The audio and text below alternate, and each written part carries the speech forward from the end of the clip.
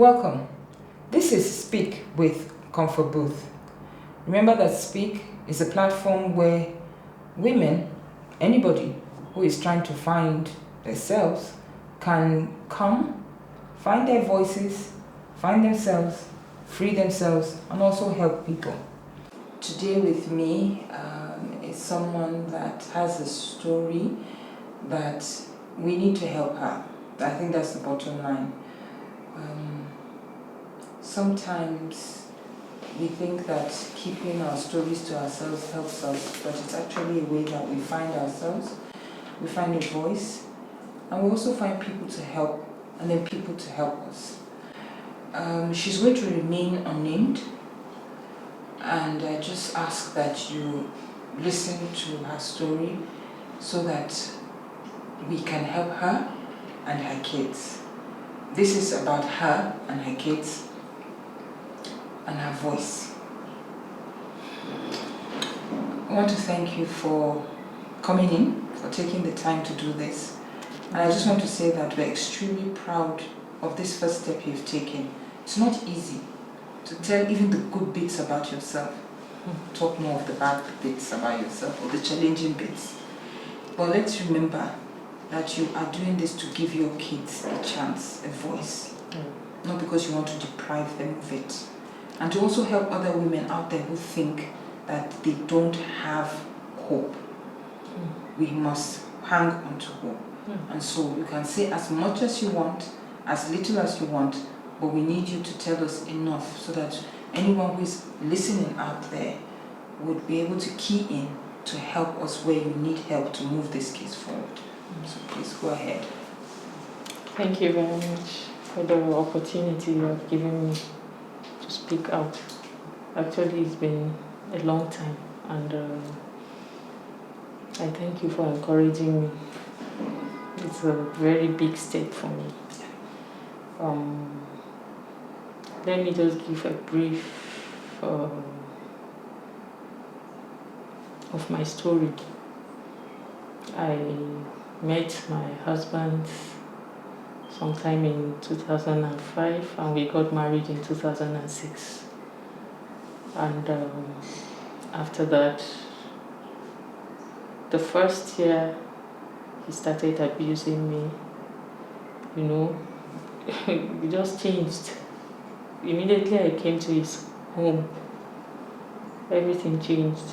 He wanted to dictate everything, how you should keep this here, what to do, all those kind of... I was just like a TV. He just uses remote on me, and sometimes it's difficult at that moment. So the resistance brought about beatings and locking me out to sleep either in the car, outside, and to cut the story short, we had children. How many? The first was a stillbirth. Then I had 3 more, but I lost one in an accident. So I have now 2 girls. 10 years after,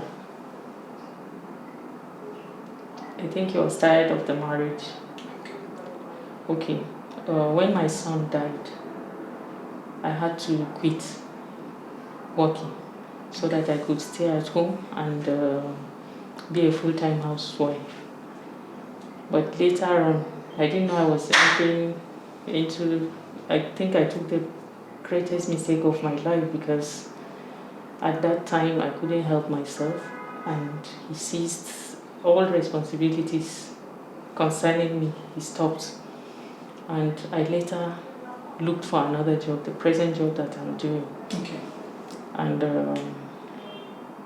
after getting the job, he said I was not going to... It's either I quit or I leave his house. And I told him I was not quitting, I was not leaving.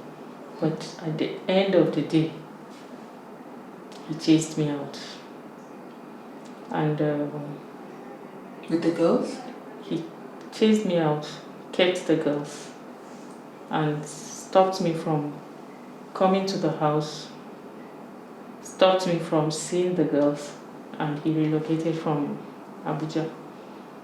So there was no how, and I was afraid. I couldn't go because he's violent. I can't go on my own to start looking for anything could happen to me. So I had to stay safe.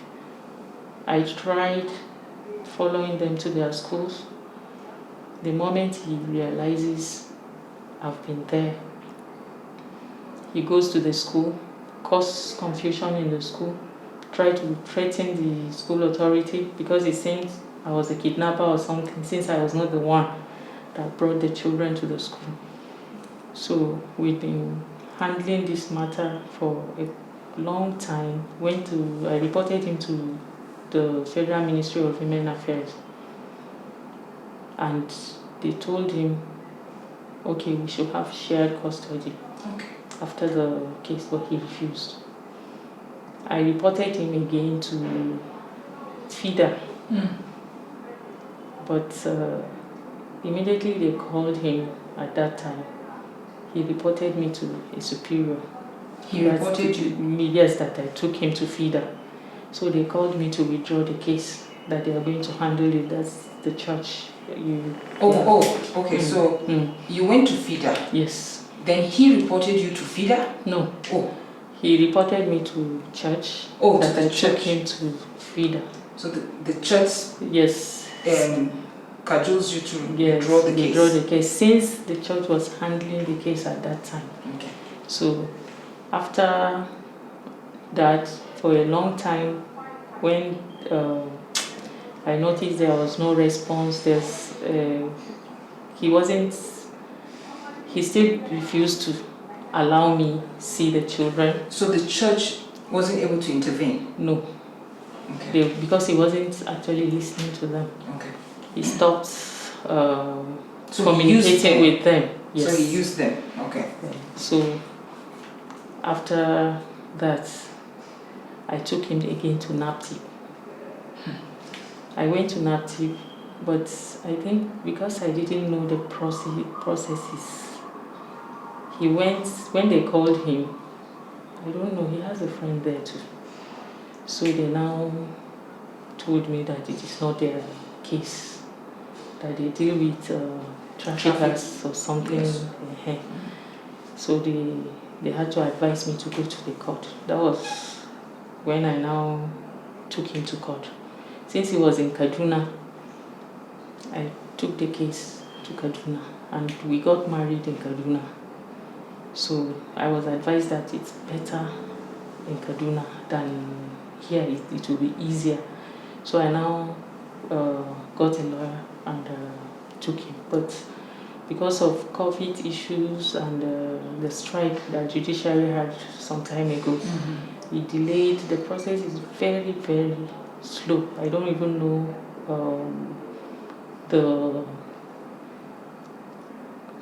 the next step now, but I'm still waiting because they told me to be patient, that with time it's going to come to an end, and hopefully I'm trusting God that it's going to favor me.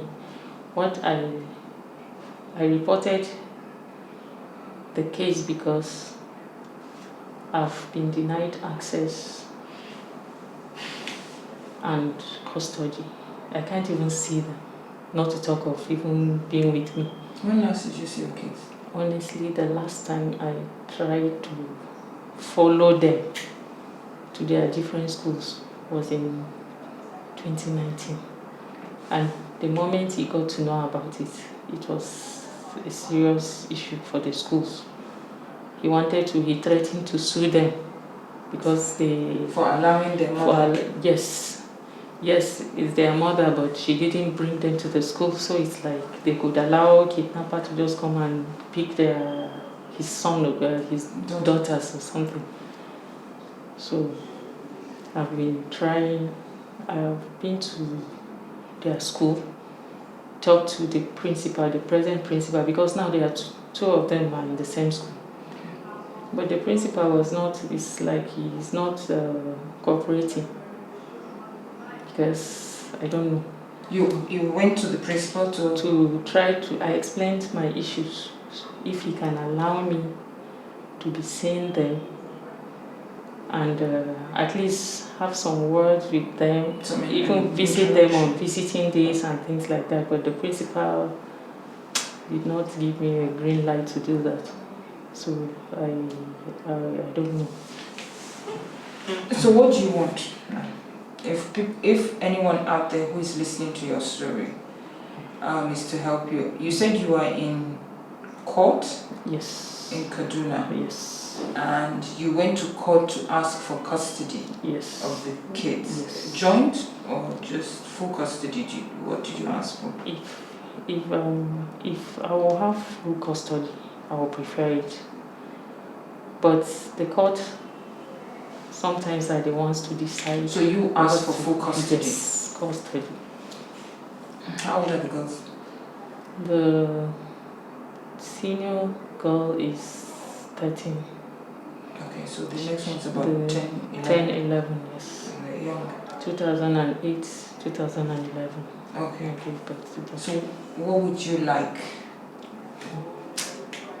If I can get help. Okay. To have custody of these children.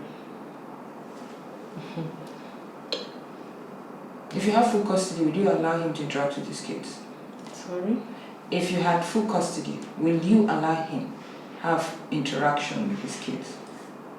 For him to interact with his kids is not a problem. For me, he's the father of the children. Yeah. I can't stop him because that would it won't be even good for the children. They will need to talk with their interact, and I don't mind that, but let there be that mother-daughter relationship. Right now, the senior girl must be having her period. I don't know who taught her the first thing.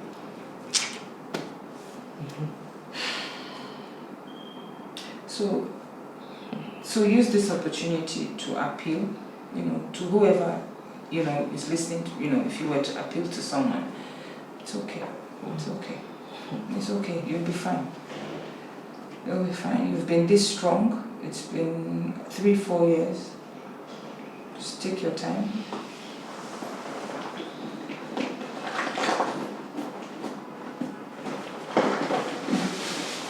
Sorry.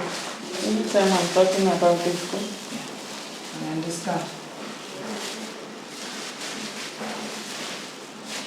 A mother's anguish. She can't see her children. She's been blocked on all fronts. It's not time for blame. She just needs to see her kids. She just needs access to her kids. And she needs help to do that. The judicial system, we all know what it's like.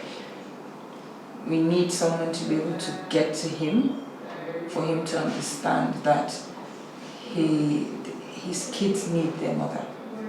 So I'll allow her to do the plea in her own voice. Thank you. I just wish I can get someone to assist me. Help me fight this. Because it has not been easy. I'm just imagining what I've been through. I've been through trauma. What about the children? How do they feel? There was a time my daughter, the big one, gave my number to one of her friends. She couldn't even tell her friends in school that her mom and her dad are not together. So I was just there and I saw a call, and when I answered, I said, "Can I speak to Adasa?" I was like, "No, Adasa is not here with me." Me too, I had to frame and tell her Adasa is in Kaduna, me I'm in Abuja. She called like twice or 3 times. She even gave me her mom to speak with. So just imagine what they are going through. And he doesn't care. I don't know if he also has feelings, thinking, I don't know. But I just wish there will be this connection again. Let me play my own grow. Mm. I know that it is not a mistake that they came through. Mm-hmm. So just wish. I just want to thank you so much for your courage and your bravery, because you found your strength in your voice. So please, I'm joining her to appeal if there's anyone who can help her with, this. She needs to see her kids. Yeah, I think that is it. Before we all get emotional, I think that's it for me on this episode of Speak, and we'll be following up on this story. Thank you so much, and I'm sure that we're going to be able to do something about it. So, somewhere.